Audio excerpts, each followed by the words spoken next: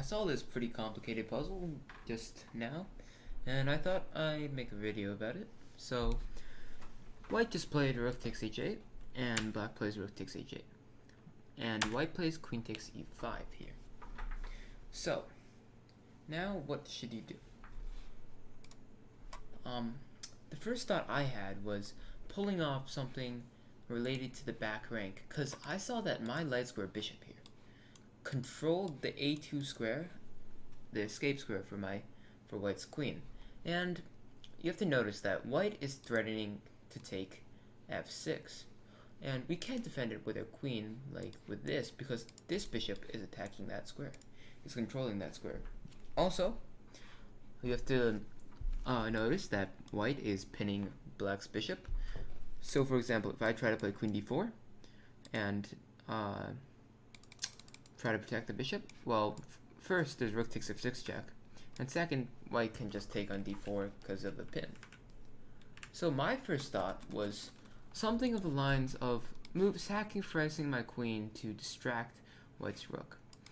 I quickly discarded queen g1 because there's queen takes f6 check and mate. So I thought of queen f2 though, and after rook takes f2, because this removes the pin and threatens white's queen.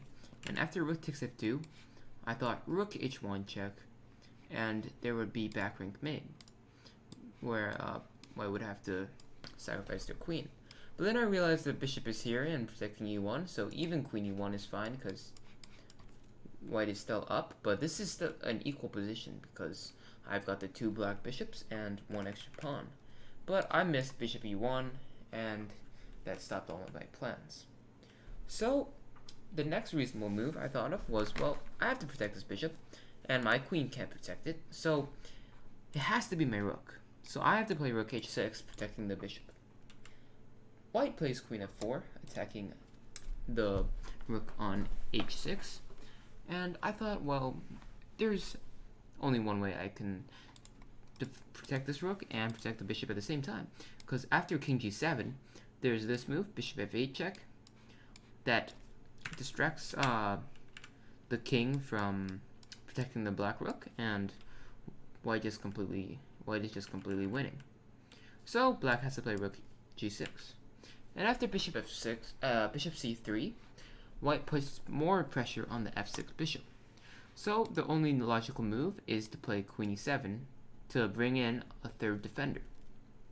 Now white plays queen h4.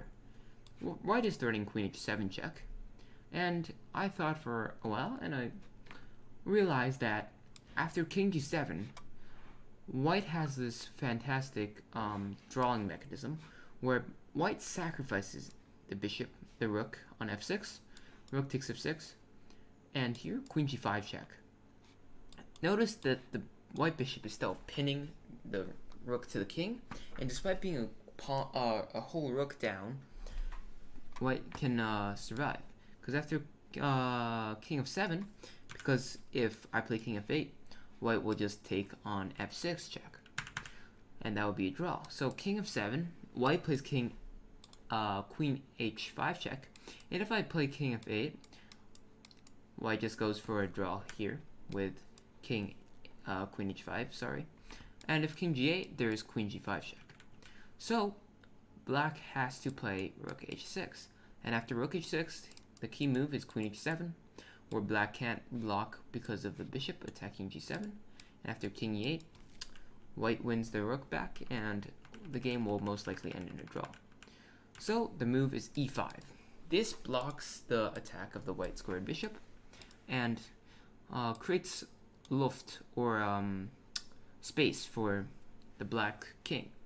And after queen h7 check, the only possible try, black just plays rook g7 and attacks the white queen. And in the end of this puzzle, black is just a whole bishop up. So the point of this puzzle is, well, this puzzle is centralized on defense and noticing your opponent's threats. So hope you guys enjoyed, and hope you guys found it informative. Thank you.